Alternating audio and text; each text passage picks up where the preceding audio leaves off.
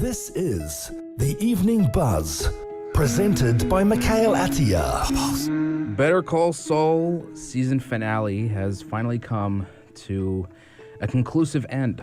And there is this feeling of emptiness in a lot of fans of the series, as even I am trying to fill the void myself, jumping through subreddits and just going on YouTube, rewatching some of my favorite scenes of season 6, even going back, and to a point where even I started to partake in creating memes for Better Call Saul, and it's a whole lot of fun, but it's still, you just can't believe it. Better Call Saul has finally come to an end, and it's bittersweet. It's one of those series where I didn't think I'd be this invested from the get-go. And I'll just give you a little bit of story because Breaking Bad, considered by a lot of people one of the greatest shows in television, and it's no understatement, but I never got into Breaking Bad for so many years.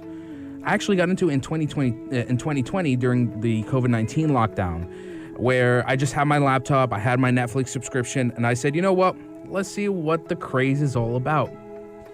And I ate up those 5 seasons in a matter of like a week or two, and I just was obsessed. I get why people absolutely love Breaking Bad. To the point when I heard about Better Call Saul, and that it was a prequel to the Breaking Bad series, and it focused on Saul Goodman, the shady lawyer. A part of me felt like, I don't know, he always felt like this one comic relief character. Not sure I'd be interested in watching an entire spin-off of him. And so for a very long time, I've dismissed Better Call Saul, thinking it's just a filler series.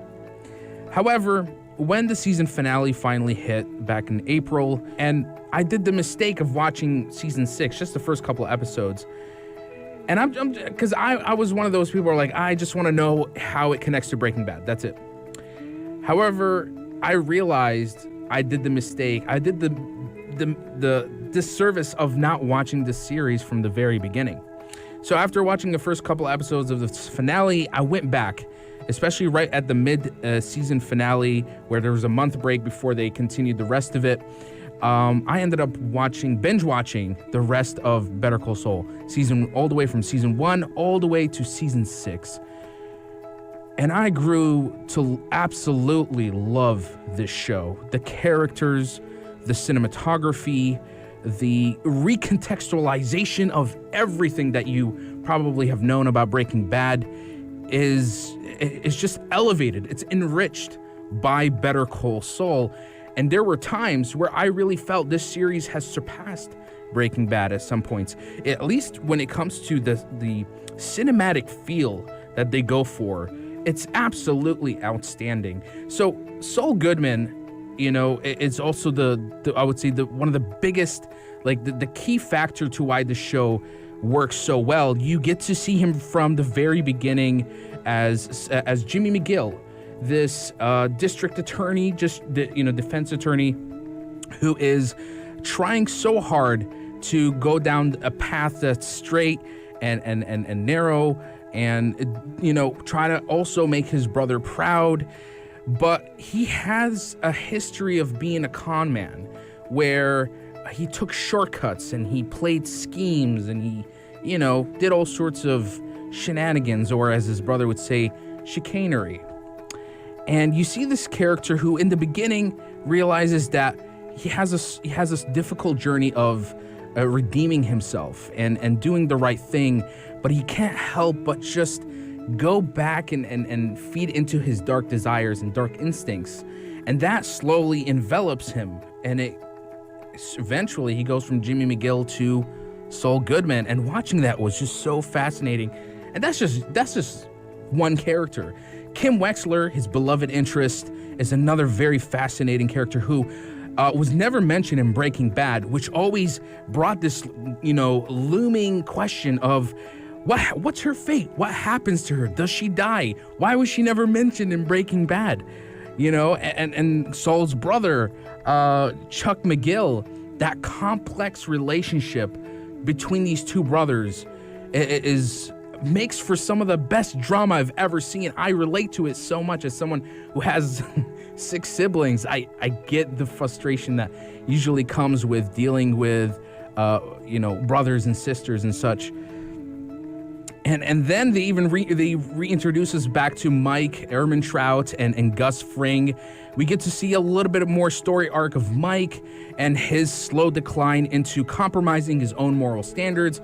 We see Gus, who is trying to expand his secret empire without the cartel, and the introduction of Lalo Salamanca, who is considered by all fans out there, most fans, that he is one of the best villains in the series. He brought so much conflict and tension and rivalry that we haven't seen even in the likes of Breaking Bad. It was phenomenal. And all this is a prequel, which means that how do you write something that takes place 6 years before the events of Breaking Bad and still keep it refreshing, keep it surprising, and keep engaging your audience? And I get to give kudos to the writers, Vince Gilligan, Peter Gold, and his team of writers for just doing a phenomenal job at really consistently keeping us at the edge of our seats, just wanting to know more, even when we know what happens during the events of Breaking Bad. There's still this gap where we're trying to piece things together and trying to figure things, and it drives us crazy and it makes us even more obsessed. And one complaint I would say is that, even from fans I heard, is that season 1 to 5 can be slow paced, but I think it's the kind of show that dares to be slow and it methodical, and it takes its time and meticulously putting all the pieces together, because the setup that all culminates to the season finale is out of this world. It all pays off in the smallest intricate kind of ways, in the most subtle kind of ways. It is, I tell you, I get goosebumps just thinking about how they just absolutely killed it in this season. And I try not to give too many spoilers about the season finale, but it's both a conclusion for Better Call Saul as well as post Breaking Bad. You know, the transformation of these characters and the choices they make that affect the world around them, and the pain that they've caused, whether it was intentional or unintentional, it feels real. The second half of this season was eerie and depressing and almost something that's just felt absolutely surreal, you know? And I couldn't guess as much as I tried to, I couldn't guess how they were going to wrap things up, even how every episode was going to pan out. It was an absolute mystery. And that in itself is what makes it so invigorating and captivating to watch. Better Call Saul is, I think at times, and I hate to say this, I know some fans wouldn't want to hear it, but at times I feel Better Call Saul does surpass Breaking Bad. And it's only because it's the same team of writers, it's the same film crew, and you know, also the same actors who have experimented in Breaking Bad and are now sort of refining their craft, and they're coming back and improving on a lot of things that maybe Breaking Bad had in terms of flaws. And you come to this like 6 seasons of Better Call Saul, and it just gets better and better as the story goes along. And of course, again, I'm not going to say any spoilers, but when it comes to that ending, I will admit I was satisfied, and in the way that I was sad and almost feeling compromised by it. You know, it's like that's the only way it could have ended, and I'm okay with that. I will live with that. There's so many memorable moments and not only in this season but through the past seasons. I've absolutely fell in love with all of these characters, and at times I've even become disgusted by them. and their actions. It's a fluctuating feeling that you wind up getting with each character. Kim, who I respected so much and adhered for, I thought she was going to be, the very support system that Jimmy needed. But of course, that turns completely 180.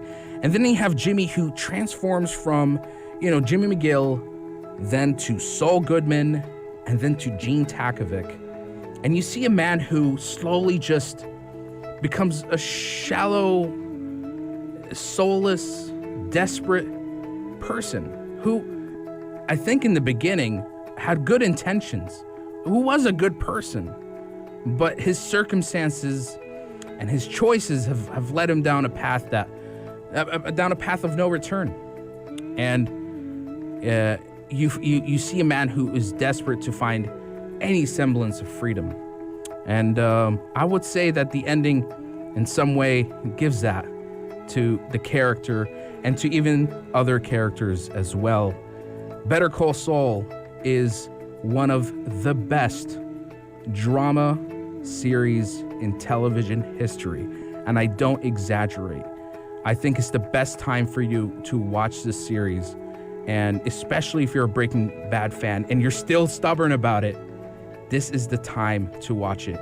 It is masterful in terms of storytelling, in terms of performance, in terms of character development, in terms of cinematography, in terms of atmosphere, in terms of tension, in terms of just good drama that really keeps you, again, engaged from start to finish.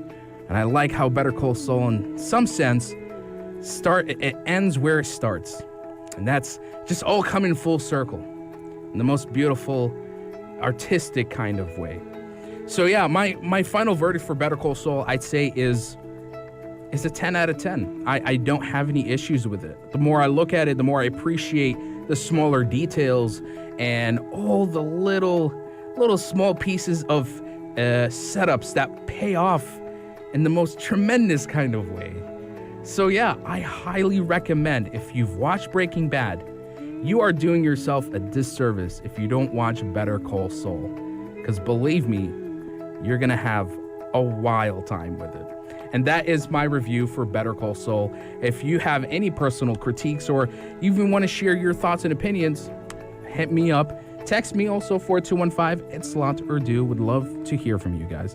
And we're going to take a short break. And coming up next, we'll be talking about Sony, as apparently they're looking to work on a new adaptation, a live action adaptation for another video game franchise from their roster. And it happens to be Days Gone. Very interesting. That and so much more right here, guys, on the Evening Buzz.